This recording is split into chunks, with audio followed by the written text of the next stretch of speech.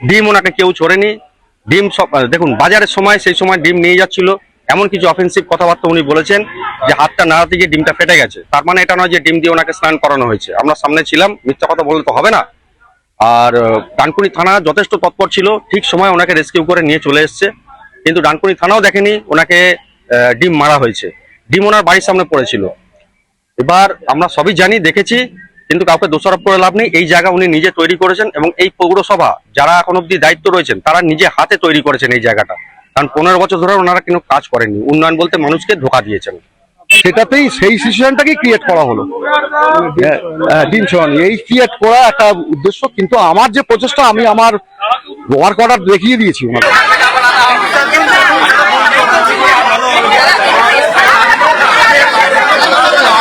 আজকে তো গিয়েছিলেন সকলে, তো উনি তো কাগজপত্র দেখাতে চেয়েছেন। এবার দেখুন, দিনের পর দিন মানুষ যদি ডাকে আর তার সেখানে কোনো সাড়া না আসে, তাহলে মানুষ তো একদিন তো তাদের ধৈর্য শেষ হবে। বিরক্ত হয়ে গেছে, আজকে বাধ্য হয়ে কাউন্সিলরের বাড়িতে গেছিল কথা বলতে, কিন্তু ওনার বাড়ি থেকে কিছু অফেন্সিভ কথাবার্তা বলার পর প্রত্যেকে উত্তেজিত হয়ে যায় এবং ওনাকে এই যে দেখানো হচ্ছে সব জায়গায় যে ডিম ছোড়া হয়েছে, ডিম ছোড়ার উদ্দেশ্যে কেউ ওখানে যায়নি।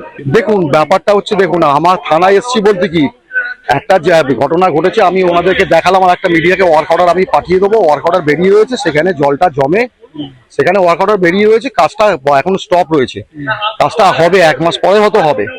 কিন্তু কথা হচ্ছে যে সেখানে এসে আমার বাড়িতে এসে তারা এমন ভাবে কিছু ছেলে, এটা ক্রিয়েটেড, কিছু ছেলে, সবাই বলবো না, কিছু ছেলে এটাকে নিয়ে একটা ক্রিয়েট করলো। এখন যে সিচুয়েশনটা চলছে সেটাতেই সেই সিচুয়েশনটাকেই ক্রিয়েট করা হলো, ডিম ছোড়ানি এই ক্রিয়েট করা একটা উদ্দেশ্য। কিন্তু আমার যে প্রচেষ্টা, আমি আমার ওয়ার্ক অর্ডার দেখিয়ে দিয়েছি ওনাদেরকে।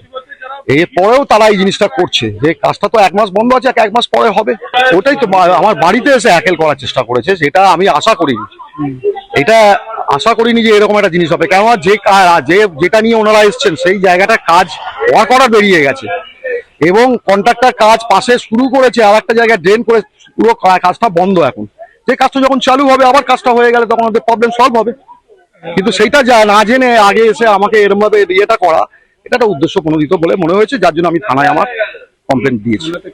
থানায় আমি অভিযোগ জানিয়েছি যারা এটা উদ্দেশ্য প্রণোদিত, যেখানে ওখানে কাজ বেরিয়ে গেছে, কাজটা বেরিয়েছে, কাজটা চালু হয়েছে, একটা পোর্শনে চালু হয়েছে, ওই পোর্শনটা চালু হতো, সেখানে কাজটা বন্ধ। ওয়ার্ক অর্ডার আমার কাছে রয়েছে, আপনারা দেখতে চাইলে আমরা ওয়ার্ক অর্ডার দেখিয়ে দেবো। হ্যাঁ, এটা অবশ্যই কোনো একটা পলিটিক্যাল ইয়ে ছিল আগের থেকেই। এটা কেননা মিডিয়া ওখানে ডিএনএন বাংলাকে নিয়ে আসা হয়েছিল। এটা একটা এই এখন যে জিনিসটা চলছে তার একটা এখানেও একটা ডানকুনিতে ছিল না, ডানকুনিতে একটা করি, এই হচ্ছে আসল উদ্দেশ্য মনে হয়েছে আমার। এটা কিছু লোকের একটা উদ্দেশ্য ছিল। দেখুন, 13 নম্বর ওয়ার্ডের মানুষ দীর্ঘদিন ধরে অবহেলিত, শুধু জল নিকাশে নিয়ে আপনারা বহু বছর ধরে দেখাচ্ছেন। 10 থেকে 12 বছর মানুষগুলো এক হাঁটু এক কোমর জলের নিচে থাকে। আর যখন সারা ডানকুনি শুকনো থাকে তখন এখানকার মানুষ জলের তলায় থাকে। সিস্টেম পরিষ্কার হয় না, ঠিকমতো জল নিকাশি ব্যবস্থা নেই, লেবাররা বস থাকে, কাজ করে না, এইভাবে দীর্ঘদিন ধরে চলে এসছে। সুতরাং প্রত্যেকটা ড্রেনেজ সিস্টেম ব্লক হয়ে পড়ে রয়েছে। আর রাস্তাঘাটে জল, পচা নোংরা জল বাড়ির ভেতরে ঢুকে রয়েছে। মানুষ বিরক্ত হয়ে গেছে, আজকে বাধ্য হয়ে কাউন্সিলরের বাড়িতে গেছিল কথা বলতে, কিন্তু ওনার বাড়ি থেকে কিছু অফেন্সিভ কথাবার্তা বলার পর প্রত্যেকে উত্তেজিত হয়ে যায় এবং ওনাকে এই যে দেখানো হচ্ছে সব জায়গায় যে ডিম ছোড়া হয়েছে, ডিম ছোড়ার উদ্দেশ্যে কেউ ওখানে যায়নি। এমন কিছু কথাবার্তা বলা হয়েছে, ধাক্কাধাক্কি করতে গিয়ে লেগে গেছে ওর গায়ে। তাও এমন কিছু ইনজুরি কোনো ব্যাপারই হয়নি। আমরা সামনে ছিলাম, পাড়ার লোক হিসাবে যতটা করার করেছি। কিন্তু ওনাকে বলা হয়েছে যে আপনি কোঅপারেট করুন, জল নিকাশি ব্যবস্থাটা ঠিক করুন, যাতে মানুষ পচা জলের মধ্যে না থাকে। সেই কারণেই আজকে ওনার কাছে যাওয়া হয়েছিল। 12 বছর ধরে, আজকে শুধু নতুন নয়, আপনারাও দেখিয়েছেন, আজ থেকে 4-5 বছর আগে আপনারা আপনাদের চ্যানেলে দেখিয়েছেন একই কন্ডিশন, তার আগেও একই জিনিস হয়েছে। আমরা প্রত্যেকটা মানুষ, পাড়ার 13 নম্বর প্রত্যেকটা মানুষ বিরক্ত শুধু এই জল নিয়ে। আমরা দীর্ঘ 7 থেকে 8 মাস জুতো পরতে পারি না, এই প্লাস্টিকের জুতো পরে ঘুরতে হয় আমাদের বাইক নষ্ট হয়ে যায়, ঘরে পোকা মাকড় মাছি মশা, সেই স্প্রেটুকুনি এরা করে না, ব্লিচিংও করায় না। এরা যে এতদিন ধরে কাউন্সিলর হয়ে বসে আছে, নিজস্ব কিছু রেসপন্সিবিলিটি থাকা দরকার কাউন্সিলরদের, সেটা পর্যন্ত এদের নেই। লোকের ঘরে গিয়ে ঢুকে পর্যন্ত দেখে না যে কার কি কন্ডিশনে আছে, আমরা ঘুরে ঘুরে দেখি। সেই জন্য মানুষ আজকে একদম শেষ পর্যায়ে এসে আজকে এই ঘটনা ঘটিয়েছে। তাও ওনার কিচ্ছু ক্ষতি হয়নি, ওনার বাড়ির কোনো কেউ ক্ষতি করেনি। উনি যেটা বলছেন বানিয়ে বলছেন, আমরা প্রত্যেকের সামনে ছিলাম, দেখেছি। আর থানাতে ওনাকে নিয়ে আসা হয়েছে। ডিম ওনাকে কেউ ছোড়েনি। ডিম সব দেখুন, বাজারের সময় সেই সময় ডিম নিয়ে যাচ্ছিল, এমন কিছু অফেন্সিভ কথাবার্তা উনি বলেছেন যে হাতটা নাড়াতে গিয়ে ডিমটা ফেটে গেছে। তার মানে এটা নয় যে ডিম দিয়ে ওনাকে স্নান করানো হয়েছে। আমরা সামনে ছিলাম, মিথ্যা কথা বললে তো হবে না। আর ডানকুনি থানা যথেষ্ট তৎপর ছিল, ঠিক সময় ওনাকে রেস্কিউ করে নিয়ে চলে এসছে। কিন্তু ডানকুনি থানাও দেখেনি ওনাকে ডিম মারা হয়েছে, ডিম ওনার বাড়ির সামনে পড়েছিল। এবার আমরা সবই জানি, দেখেছি, কিন্তু কাউকে দোষারোপ করে লাভ নেই। এই জায়গা উনি নিজে তৈরি করেছেন এবং এই পৌরসভা যারা এখন অব্দি দায়িত্ব রয়েছেন তারা নিজে হাতে তৈরি করেছেন এই জায়গাটা। কারণ 15 বছর ধরে ওনারা কোনো কাজ করেননি, উন্নয়ন বলতে মানুষকে ধোঁকা দিয়েছেন। সেটা আমরা কেন শুনবো? সাধারণ মানুষ হিসাবে আমরা কেন শুনবো? এখনো এমপি ওনাদের, এমএলএ ওনাদের, পৌরসভা ওনাদের, চেয়ারম্যান ওনাদের, ভাইস চেয়ারম্যান ওনাদের, কাউন্সিলর ওনাদের, তাহলে আমরা কি বুঝবো? সরকার চেঞ্জ হয়েছে মানে বিজেপি তো ক্ষমতায় আসেনি এখনো, বিজেপি পৌরসভা নেয়নি এখনো, বিজেপির কাউন্সিলর হয়নি এখনো। বিজেপির কাউন্সিলর হোক, আমরা আমাদের পাড়া কি করে সাজাতে হয় আমরা সাজিয়ে নেবো, কারোকে যেতে হবে না, কাউকে দৌড়াতে হবে না তার জন্য। দেখুন, আমরা শুধু থানা না, এর আগে রাস্তা ঘেরাও করা হয়েছে, পৌরসভা ঘেরাও করা হয়েছে, মানুষ বিরক্ত হয়ে করেছে, পাড়ার লোক একসাথে হয়ে করেছে, কিন্তু এরা 10-12 বছর ধরে কোনো কর্ণপাত করছে না। মানুষ যে অবস্থায় পড়ে আছে সেই অবস্থাতে পড়ে থাকুক, এটা এদের টাকা কমাতে ব্যস্ত, কাটমানি খেতে ব্যস্ত ছিল। সুতরাং সরকার চেঞ্জ হয়েছে, এদেরকেও চেঞ্জ করতে হবে। সাধারণ মানুষ বুঝতে পারছে এদেরকে খুব তাড়াতাড়ি চেঞ্জ না করলে আমাদের পাড়াগুলো প্রত্যেকটা ওয়ার্ডের এরকম অবস্থা হয়ে থাকবে। আর লোকেরা পাড়ার, এটা দেখুন, এটা তো পলিটিক্যাল ইস্যু ছিল না আমাদের, এটা আমাদের পাড়ার ব্যাপার ছিল। পাড়ার ব্যাপার একটা কমপ্লেন দেওয়া হয়েছে, আইসি যথেষ্ট তৎপর রয়েছেন ডানকুনি থানার, উনি নিজে হাতে দায়িত্ব নিয়ে পৌরসভার ইওর সাহেবের সঙ্গে কথা বলবেন বলেছেন এবং আমাদের যেটা সাহায্য করার উনি করবেন বলেছেন। এটাই আমাদের শান্তি। আমরা দেখা যাক, এবার আমরা এখন এলাকায় ফিরে যাই, দেখা যাক কিভাবে পরিষ্কার হচ্ছে না হচ্ছে, কারণ আমরা জলটা চাইছি না। এই নোংরা পচা জল দীর্ঘদিন ধরে লোকে পাড়াবে, এটা আমরা সহ্য করতে পারছি না। দেখুন, শুধু 13 কেন বলছেন, এবার যদি বলতে হয় আমাকে 13, 14, 15 নয়, এরকম 5 থেকে 6টা ওয়ার্ড জলের তলায় চলে যাবে। এরা দীর্ঘদিন ক্ষমতায় রয়েছে কিন্তু কোনোদিন চেষ্টা করেনি। খুব ঝামেলা হলে একটু করে পাম্প বসায়, সেটা দীর্ঘমেয়াদী কোনো সলিউশন হলো না। এরা এখন এসছে থানাতে দেখা করুক, আমরা দীর্ঘমেয়াদী সলিউশন চাইছি, খুব তাড়াতাড়ি চাইছি, যাতে এই মনসুনে, এই বৃষ্টির ওয়েদারে কারো ঘরে এক হাঁটু জল ঢুকে সাপ খোপ নিয়ে না বেঁচে থাকতে হয়। প্রথমে আমাদেরকে বলা হয়েছিল, যখন এনারা গেছেন, ভদ্রমহিলারা সবাই গেছেন, হয়তো কেউ খেয়ে দিয়ে যাননি, চাওটা খেয়ে যাননি, কিন্তু তার বাড়ি থেকে বলা হয়েছে 10টার পরে আসুন, 11টার পরে আসুন, এসব বলা হয়েছে। প্রত্যেকটা জায়গায় ওনারা ক্ষিপ্ত করে দিয়েছেন। তাই এনারা শান্তিপ্রিয়ভাবেই কথা বলতে গেছিলেন যে আমাদের কি সলিউশন করছেন আপনি তো কাউন্সিলর, মানুষের পাড়ার লোকের ম্যান্ডেটেই আপনি ক্ষমতায় এসেছেন।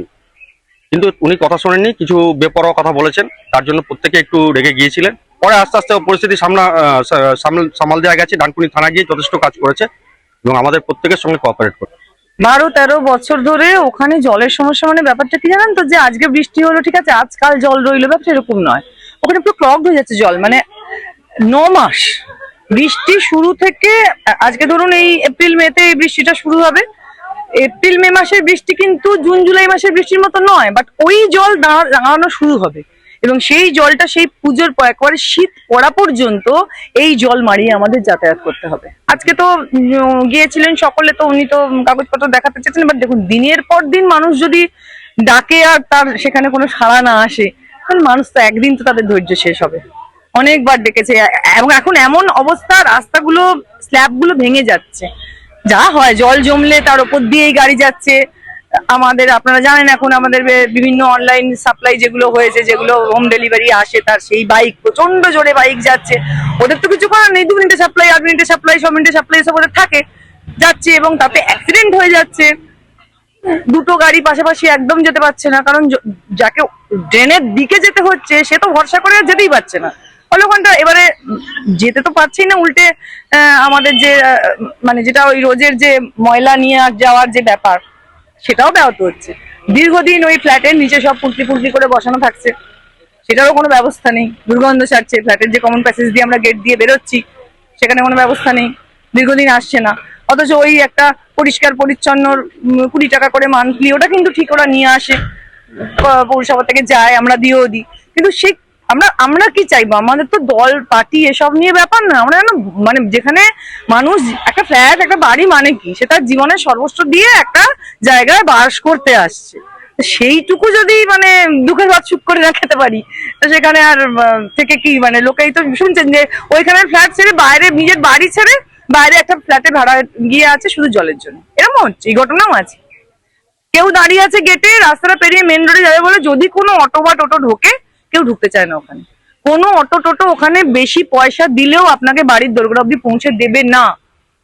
কি যে দুর্দশা আমাদের, মানে আজকে আর ওই জল 9 মাস আমরা জলের তলায় না, তা তো বললে আজকে এই অবধি ঘটনাটা গড়াতো না, সেটা হয়নি বলেই আজকে আমাদের থানায় আসতে হয়েছে এবং আমাদের ওখান থেকে অনেকেই এসেছিলেন।